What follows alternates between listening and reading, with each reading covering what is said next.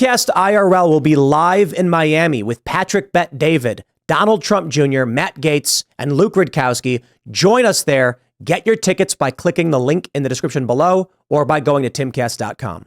I hate to do this to you, but we're going to do it. I want to start this segment by apologizing to all of you for putting this image in your head. But it is breaking news, and I believe this shows the depravity and the evil of the people who are in opposition, or I should say are establishment, uniparty, and woke. From CNN, former Trump aide Cassidy Hutchinson claims Rudy Giuliani groped her on day of attack on Capitol. Wow. Such a shocking story to come out a day before her book release. Is that right? Yeah, it's a day or two, something. I don't know the exact timing, but yep. Wow. Oh, so she accused Rudy Giuliani of groping her. That's coming out in her book. So congratulations, PR company. You hit the nail on the head with the hammer. You people are evil. I have a problem, or I've always had a problem with people falsely using racism as an excuse for everything. And my problem was that racism is a useful term and it's a real thing. And it's something that honestly, I think we should frown upon. Like, you should not judge people based on the color of their skin. You shouldn't prejudge people. You should judge people by the way they behave, by their actions towards you. Like, that's something that we should hope that we do in our society. And the way that the left has used racism as a tactic, as opposed to a description, they've used it to say, okay, this is why you should hate this person. This is why you should disregard what this person said. And they've made it so, first of all, people have become somewhat numb to the word racism. If you get called a racist nowadays, people are kind of like, are they really saying that I'm racist, or are they just calling me a name because they don't like me? So that's a bad thing because it's useful. And second of all, it covers for actual racists. It gives them a way to hide. It gives them a way to kind of, stealth around. And if that's happening with other things like sexual assault, you don't want people in your society to say, I don't believe her.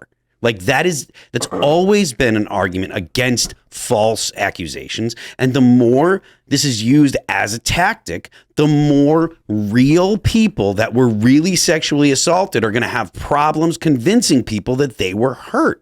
And this is horrible. This is going to hurt real women, real live people that are going to actually have to deal with the fact that they get sexually assaulted. And then more people are going to doubt what they say, and it's only going to make it harder. This is all bad for us. All bad. There's no winners. So it's a Giuliani political advisor, Ted Goodman, in a statement called Hutchinson's claims a disgusting lie. Quote, it's fair to ask Cassidy Hutchinson why she is just now coming out with these allegations from 2.5 years ago as part of the marketing campaign for her upcoming book release. This is a disgusting lie against Mayor Rudy Giuliani, a man whose distinguished career in public service includes taking down the mafia, cleaning up New York City, and comforting the nation following September 11th. I'm not going to read, whatever she's claiming, but I think this one right here shows they jumped the shark. I'm sorry, dude. When this crackpot woman who's full of crap comes out and accuses Rudy Giuliani, and it's funny that what's happening, Rudy Giuliani, Russell Brand, and Tim Ballard all at the exact same time. Shocking. No one believes you anymore. No one believed you since that mattress girl, when those messages got published showing that she was begging the dude to hook up with her and then later claimed that he abused her. Like, dude, I'm just so sick of it. These people are evil. And if you can't effectively, we need to effectively and in very simple terms, just show these stories to regular people. Well, first of all, 2.5 years ago was the heart of the Me Too movement. So it would have been a ripe time. First, if this happened, she should have come out and been like, look, this guy's a creep. Here's what happened. And this is exactly what happened. Think about the inertia that would have gotten at the time. Book wasn't done yet. Exactly. And I didn't realize who this woman was until you just pulled up her picture. What was her testimony on January? Was she the one that said that Trump tried to steal the car and drive it out? Like, oh, is that her? I think, right? She testified in front of the January 6th committee. Did she? She's a former special assistant to President Donald Trump and his chief of staff, Mark Meadows. Yeah. He intended to go to the Capitol at the last minute. I think she was the one who said that. You reach for the steering wheel. Yeah, there you go. Yeah. He tried to find the steering and it's like the crazy thing is it's all provably false. Right. You can't jump between the separate. He was in the, what was they saying? He was in the Beast or whatever. He was in the limo, I believe it was, right? He lunged to the front of his presidential limo and tried to turn the wheel. There's a partition. Have these people ever been in a limousine before? It makes no sense. So yeah, she had a like, reaches through the crazy partition. January 6th. That was a wild day for her, I guess. I tried to do that at prom. Unfortunately, the partition was up. Yeah. I mean, look, whatever. This was actually a big scandal when she reported this, because a lot of people pointed out, like, hey, in fact, what was it, like he wasn't in the limo or something like that, or what was the story? It's been a while. Yeah, I don't even remember. I was seeing her face. That's what it brought to mind, and I just remember it being utterly ridiculous. I haven't looked into her accusations of Rudy Giuliani, but on first blush, they seem pretty ridiculous as well. And yeah, I mean, the question is like, okay, we're really in a tough spot, because it's not like you can easily like punish people for making false accusations without like really damaging the ability for people to make actual accusations, because suddenly it's like, oh, if I make this accusation and I can't prove it, I'm going to go to jail. I'm just not going to make the accusation again. So they sort of have us in a position where like they can make these accusations, even if they're totally false. There's no risk to them, because if we were to try to put anything in place to prevent false accusations, then really the person that you're hurting is the people making actual accusations. So it's really just taking advantage of good human nature in a way that only these evil people are capable of doing. I just think it's hilarious that we've got Russell Brand, Tim Ballard, and Giuliani all at the same time. Yeah. Like, oh, dude, I'm sorry, man. You guys need to coordinate your campaigns better, because it makes it even less believable. You couldn't spend 5 minutes getting on the phone before launching these ridiculous smears against these dudes. Yeah, and again, it just has nothing to do with what the accusations are about. It's just like they're investigating Elon Musk for 900 different things. Really, they hate him because he wants to open up Twitter or X and have free speech. Like, that's the thing that they actually want to stop him from doing. They can't just do that, so they have to try to come up with 100 different other ways of going at him, and it's blatant and obvious, but frustrating, because you have to deal with all these different attacks all of a sudden. So it sounds like the story is that he was talking to everybody behind, like backstage, and then he like put his arm somewhat around her while holding the documents and kept talking about the election. And that's the story. And she goes on to say, like, you know, his fingers are trailing, and it's like cold fingers, dude. It's not real. Like, this is like weird, psychotic. I think the issue is, I got to be honest. Women love true crime, you know, and we've talked about this before. The Donald Trump saga is the premier true crime podcast. That's why they have Mueller, She Wrote, or whatever. What? Is that show still? Is they still doing that podcast? Unfortunately, yeah. How? Mueller ended years ago. When did Mueller end? 2019. Yeah, like that. 2019, 4 years ago, and they're still doing that. Let me look that up. Big old nothing burger. And that, by the way, that podcast too, if we're talking about the same one, the person who runs it everything came out as being false and completely made up, like her history, everything that she claims to be, etc. Mueller, She Wrote. Jeez. How did it really, guys, it's demoralizing that there are people who vote for these people. I can understand if you're like, I won't vote for Mitch McConnell. I'm like, I agree. I can understand if you're like, the rank and file Republicans are awful uniparty, you know, speed bumps for Democrats. And I'm like, yeah, you know. And then if you go and you say like, you're going to vote for a Democrat, I'm just like, how does that happen? You know what I mean? Most people are not paying attention to this source. I think you and I were talking about this before the show. You know, they just see the headlines, and the mainstream media's primary role in America today is to tell the truth. They have to tell the truth. They have to stick to the facts, but they leave you believing a lie. So, and I mean, it's with big things too. I mean, recently the thing that was revealed was there was a big missile attack that they blamed on Russia that killed civilians. And of course, that's the headline. That gets implanted in people's heads. Russia evil, Russia evil. And then it came out it was the Ukrainian missile, but it comes out quietly several months later. Nobody really cares.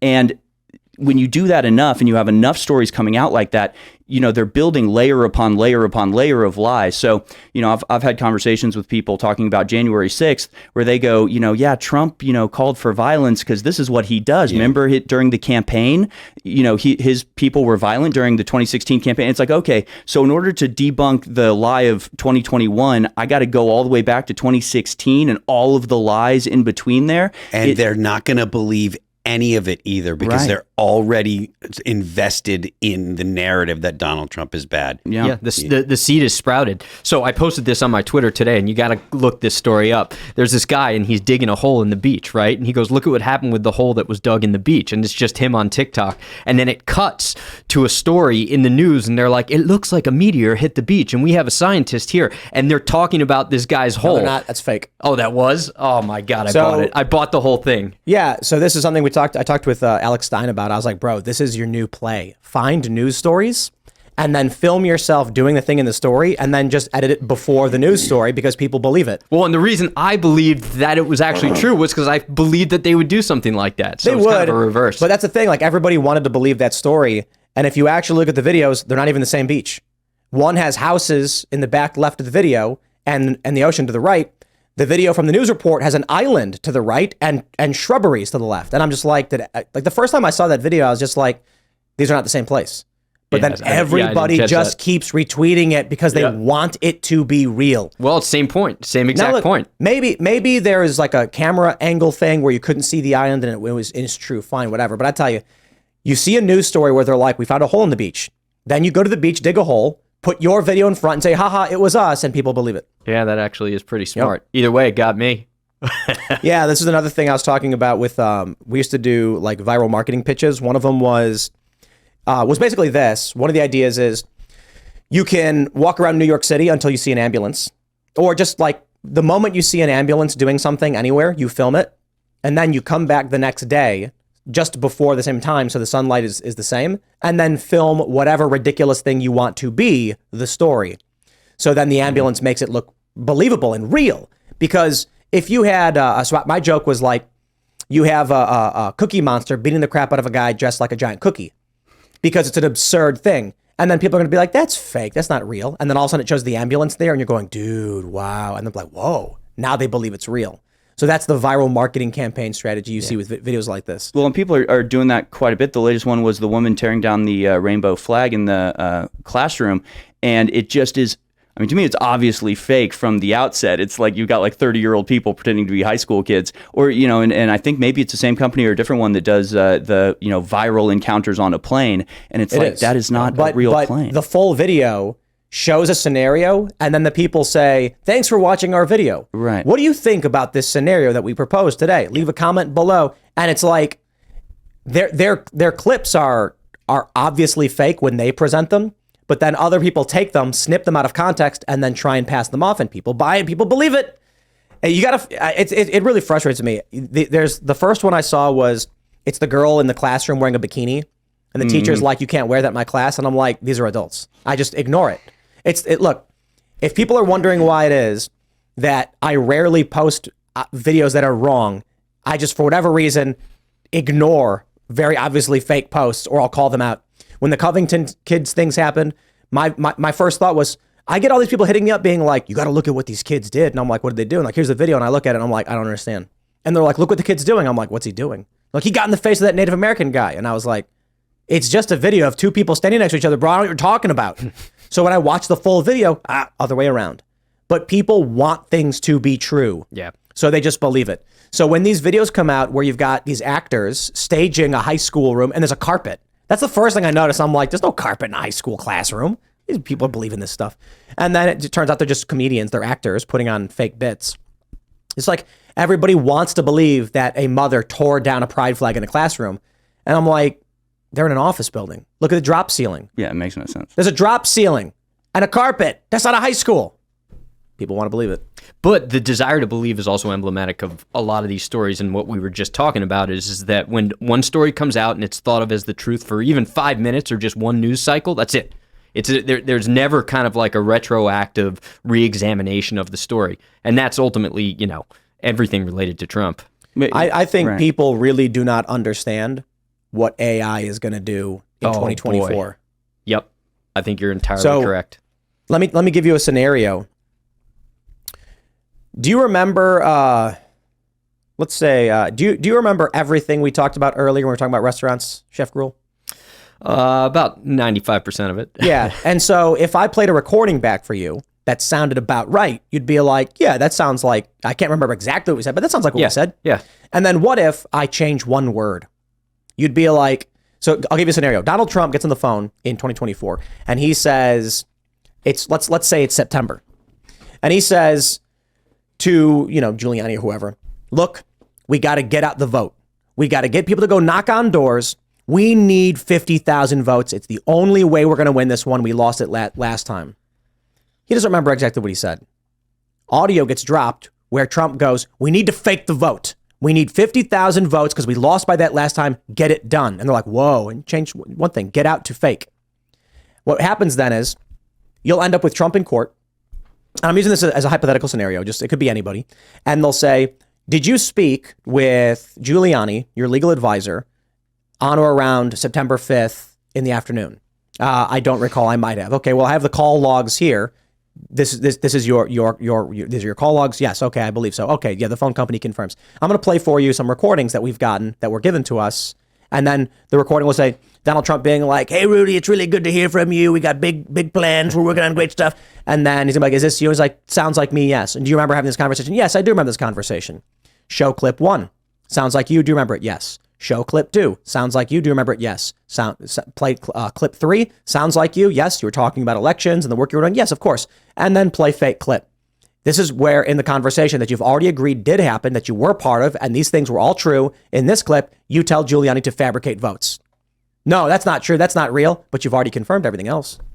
AI can do this right now.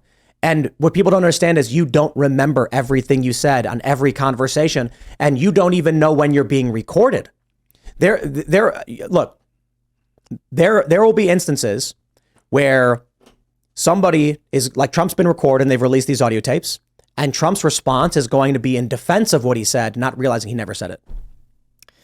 It's a good point. And it's a scary prospect. So what's the defense mechanism? I mean, how do we get ahead of that? There's no defense. Yeah. If audio comes out that sounds somewhat reasonable, like something Trump may have said, Trump's response is not going to be, that's a deep fake audio, never said that, because that's not believable.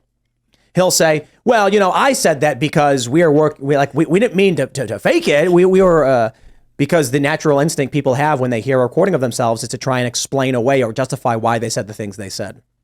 Yeah, it is weird. We actually did a thing where it was a guy at InfoWars took my voice and has me reading like the Declaration of Independence. And it's freaky hearing your own voice say things that you've never said. It's not a very comfortable position to be in.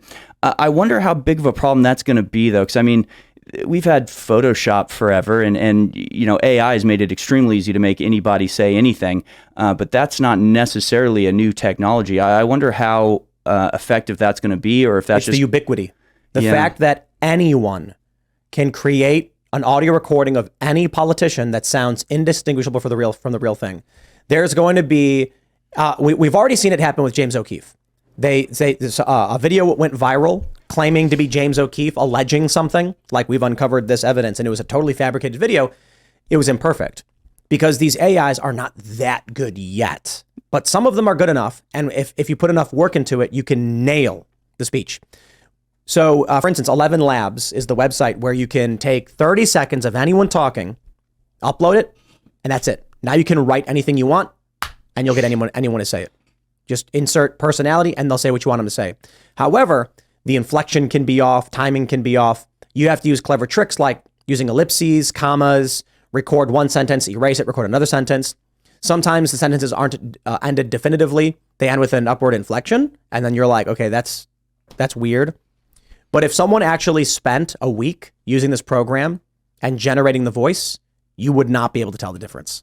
I think the scarier prospect, though, is that even if it is proven false, as long as it's really good and it's made its way across the entire social media landscape, it's imprinted in at least 60% of Americans' minds, right? And then nobody ever covers the story when it comes out as false. That's the scary thing, right? So it's really just adding authenticity to existing lies. Here, let's try this. I just typed it out. Let's see what happens. Give it a second. This is Robot Jordan Peterson. All hail the Lobster King. So talking my language. And I want to stress too, we don't have this pulled up, Carter, so I want to stress too that this recording I have of Jordan Peterson's voice, I did not do anything. Like, I did not work on this at all. I literally found like a podcast and just snipped out 30 seconds and put it in, if you actually found clean, clear audio from Jordan himself and then uploaded it, it would sound way better. So what's the solution? Just record yourself at all times. There's no Constantly have that makes it worse. A log. That makes it worse. No, I mean like you record yourself, so you that can makes go it back worse. and go. That makes Here's it- what I actually said. It makes it worse because you're not going to be able to dig through 5,000 hours of audio recordings to figure out what you actually said and when it was said. So I mean, how many? What do I do? We got an hour and a half Tim Pool Daily Show followed by 3 hours of Timcast IRL. 4 hours, 4.5 hours every day of me and various people talking. If someone pulled up a transcript, I'd be like, I don't even know what you're talking about. Yeah. Every day for 3 years? No. We try to collect footage when we're in the studio. We were just in doing drums a couple months back, and we, just started recording when we were there and left it running until it filled up, basically. And you do run into a problem where you've got so much material, you don't know where to look for stuff unless you actually start tagging stuff and saying, okay, mark this, mark this, mark this. That was funny or something. And it just becomes overwhelming. So there's no way you're going to be able to just like record the things that you say and say, yes, I did say this. No, I didn't say that. It's just too much material, too much content. That in skateboarding, when you're filming a trick, after the trick is landed, what they used to do, because it was mini DV tapes, is they would put their hand over and they would wave their hand. Then when you speed through the video to try and find out where the trick is, as soon as you see the hand wave in front of the camera, you knew to stop. It still kind of is that way because you're going to have 70 video files on your camera and you're going to be like, which one was the lander? And so you could either tag it in the camera or you can wave your hand and then you look and what do you see? All these clips and then one with a thumbnail of a hand in front of it. But there's no way you're going back through 300 clips throughout the day, 7 hours of recorded content for the past couple of days to try and figure out where someone landed a trick. It's just never going to happen. If I'm a hostile country, I'm going to use this to my advantage.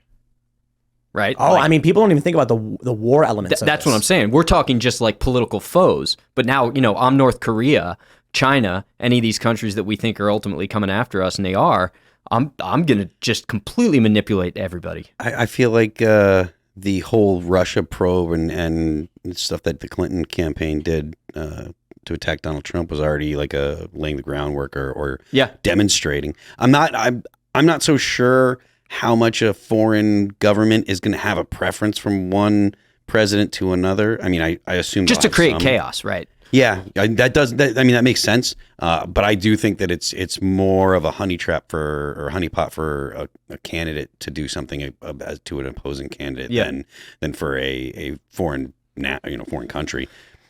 Thanks for watching this clip from the Timcast IRL podcast. Hang out with us live Monday through Friday at 8 p.m. and become a member over at timcast.com for uncensored, members-only shows exclusive. Thanks for hanging out, and we'll see you all next time.